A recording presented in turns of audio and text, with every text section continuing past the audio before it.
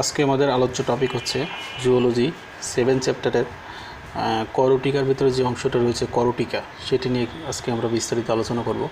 তো দেখো, করটিকা সম্পর্কে আমি আগেই বলছিলাম যে দেখো, করটির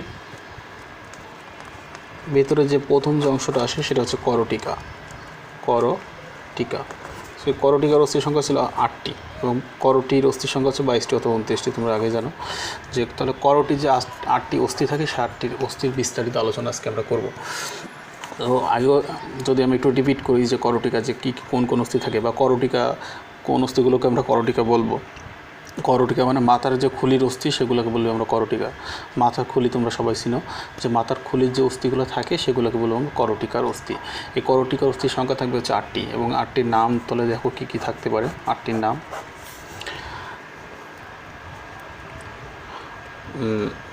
ফ্রন্টাল, প্রথমে ফ্রন্টাল আসবে, ফ্রন্টাল। তারপর হচ্ছে প্যারাইটাল, টেম্পোরাল। তারপর দেখো অক্সিপিটাল, থোময়েড এবং স্পেনয়েড। তাহলে টোটাল 8টি অস্থি থাকবে 6 ধরনের, ঠিক আছে। মানে এখানে ডাবল থাকবে হচ্ছে প্যারাইটালটা 2টা থাকবে এবং টেম্পোরাল 2টা, বাকি সব একটি করে। তাহলে এই 8টি অস্থিকে আমরা কি বলবো? করটিকার অস্থি আমরা এই 8টিকে বলবো, ঠিক আছে। তো দেখো, তাহলে যদি প্রশ্নে আসে যে কোনটি জোর অস্থির উদাহরণ, জোর অস্থি, তাহলে এখানে করটিকার জোর অস্থি কোনগুলা? করটিকার জোর অস্থি কোনটা বলো? জোর অস্থি প্যারাইটাল আর টেম্পোরাল। জোর অস্থি হচ্ছে 2টা থাকবে, মনে করো পিটি দিয়ে মনে রাখবা। পিতে হচ্ছে প্যারাইটাল আর টিতে হচ্ছে টেম্পোরাল, ঠিক আছে, টেম্পোরাল। তাহলে প্রথমটা আমাদের আলোচনার টপিকটা কী ছিল? করটিকা। তো করটিকা নিয়ে আলোচনা করার জন্য দেখো, করটিকার অস্থির সংখ্যা আমরা 8টা পাইছিলাম। 6 ধরনের অস্থি থাকে আসলে, 6 ধরনের অস্থি নিয়ে 8টি। আর এখানে ডাবল অস্থি থাকবে 2টা, একটা হচ্ছে প্যারাইটাল এবং একটা হচ্ছে টেম্পোরাল। সো এই জোর অস্থির যে উদাহরণ যদি আমরা বলি তাহলে হচ্ছে প্যারাইটাল এবং টেম্পোরাল। এটা আমরা পিটি দিয়ে মনে রাখবো, প্যারাইটাল এবং টেম্পোরাল। তো দেখো, বিস্তারিত আলোচনার জন্য ফ্রন্টাল কোন অস্থিকে আমরা, ফ্রন্টাল অস্থি কী কাজ করে? ফ্রন্টাল, প্রথমে আমরা ফ্রন্টালের ভিতরে আসি। ফ্রন্টাল কোথায় থাকে? মানবদেহে যে দেখো, মস্তিষ্কের সামনের দিকে, দেখো মাথার সামনের অংশে যে অস্থিটা থাকবে, এইটা কপালের যে অস্থিটা, এর আকৃতি হচ্ছে কি ঝিনুকের মতো কপাল নির্মাণকারী যে অস্থি থাকবে সেটাকে বলবো ফ্রন্টাল। এখানে কোনো আসলে ডিভাইডেশন থাকে না, মানে কোনো ভাগ থাকবে না, মানে একটা অস্থি থাকবে ফ্রন্টাল। তাহলে ফ্রন্টাল অস্থির সংখ্যা কত? একটি। এবং এটি কী করবে? কপাল নির্মাণ করবে এবং এর আকৃতি কেমন হবে? ঝিনুকের মতো, ঠিক আছে। তাহলে এটাকে বলবো আমরা ফ্রন্টাল অস্থি। তারপর আছে কি আছে? প্যারাইটাল। দেখো, এটা নাক বরাবর যদি আমি ভাগ করি, এটাকে একটা স্যারিজাইটাল যদি ভাগ করি, তাহলে এর দুই পাশে দেখো 2টা অস্থি থাকবে, এরকম। এর দুই পাশে 2টা অস্থি থাকবে, একটা অস্থি এবং আর একটা অস্থি, এই 2টা অস্থি থাকবে। এই অস্থিগুলোকে বলি আমরা প্যারাইটাল অস্থি। আর এই প্যারাইটাল অস্থি যে যদি আমি আকারটা বলি, তাহলে এর আকার হচ্ছে 4 কোণা প্লেটের মতো। তাহলে দেখো, 4 কোণা প্লেটের মতো কেমন হয় প্যারাইটাল অস্থিটা? হচ্ছে এরকম, আসলে এরকম 4টা কোণা থাকবে, এরকম 4টা বাহু থাকবে, ঠিক আছে, 4টা বাহু থাকবে। সেটাকে বলবো আমরা কি? প্যারাইটাল অস্থি। তাহলে এটাকে বলবো আমরা কি? প্যারাইটাল অস্থি। এটা আসলে সবগুলো আলাদা অস্থি, কিন্তু এগুলো আসলে আমার কাছে কাটা বন্সগুলো নাই। এটা আসলে টোটাল হেডটাই আছে, এই জন্য দেখাতে পারছি না। তো দেখো, এটা হচ্ছে প্যারাইটাল গেল। তারপর হচ্ছে কি টেম্পোরাল, তো টেম্পোরাল অস্থিটা কোথায় থাকবে? টেম্পোরাল অস্থি হচ্ছে কানের দুই পাশে, এটা হচ্ছে টেম্পোরাল অস্থি। কানের দুই পাশে হচ্ছে কি টেম্পোরাল অস্থি।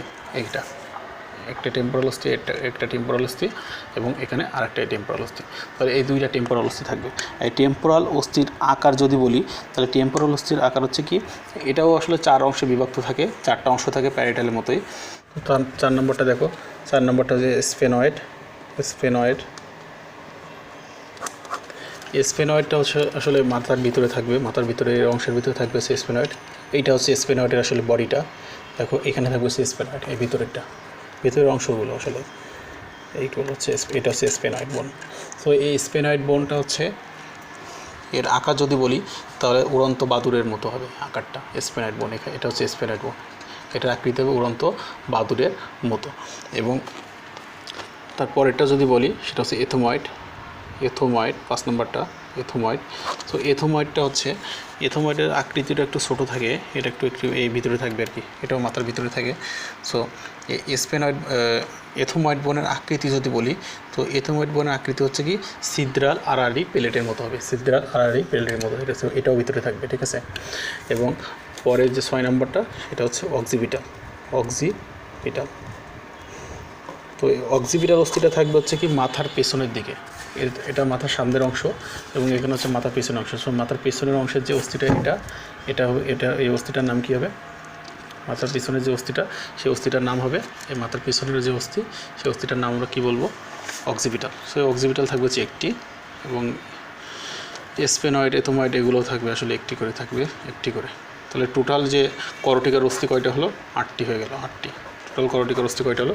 8টি, ঠিক আছে। তাহলে এই 8টি করটিকার অস্থি কাউন্টটা আসলে এইভাবে হবে আমাদের। আর তারপরে যদি বলি করটিকার ভিতরে যে 2 নম্বর টাইপটা বলি, তাহলে সেটা বলবো হচ্ছে মুখমণ্ডলীয় অস্থিটা। এখন দেখাবো মুখমণ্ডলীয়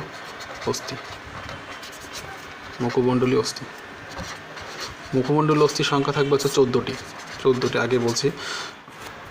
তো তারপরে দেখো মুখমণ্ডলীয় অস্থির সংখ্যা থাকবে কয়টা বললাম? 14টি। তো 14টির নাম আমি আগে বলছি যে কীভাবে তোমরা এটা বের করবা, যে মামার জানালে ভ্রমর পাই। সো ম্যাক্সিলা কী থাকবে, আমি সে নামগুলো লিখছি শুধু। ম্যাক্সিলা 2টি, ম্যান্ডিবল 1টি,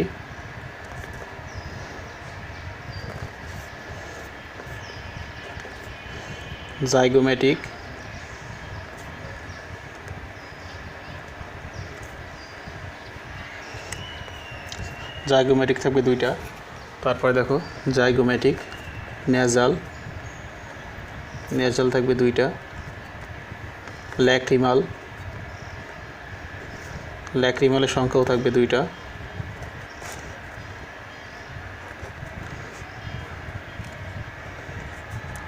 ইনফেরিয়র নেজাল কঙ্কা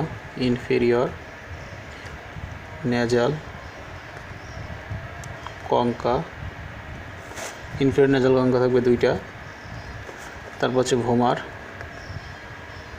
ভোমার থাকবে 1টি, এবং 8 নম্বর হচ্ছে প্যালাটাইন।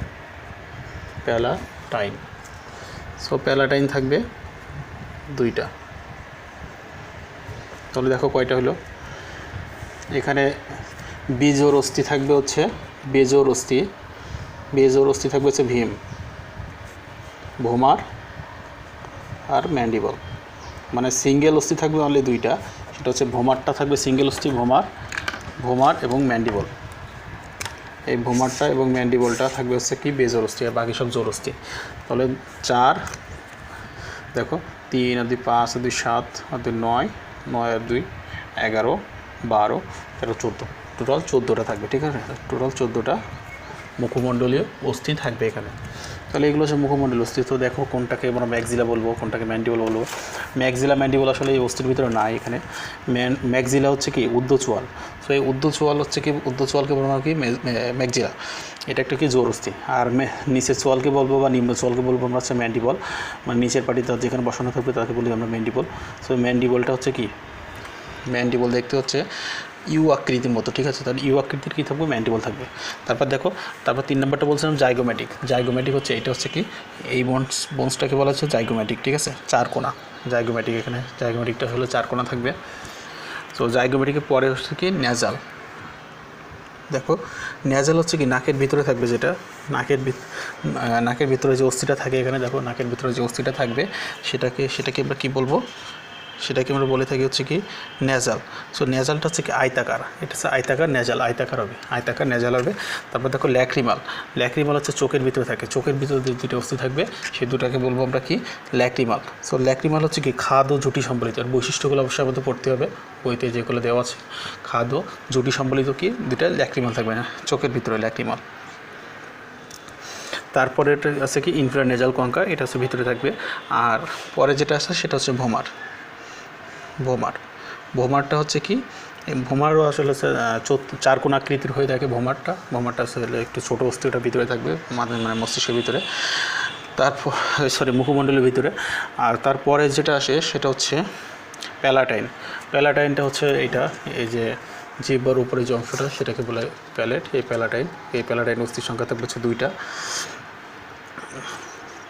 এটা হচ্ছে অনুলম্ব প্লেটের, এটা আকৃতি হবে অনুলম্ব প্লেটের মতো, ঠিক আছে। তাহলে এটাকে বলবো আমরা কি প্যালাটাইন অস্থি। তাহলে এগুলো হচ্ছে আমার এখানে মুখমণ্ডলীয় অস্থির পরিচয়। মুখমণ্ডলীয় অস্থি থাকবে 14টি।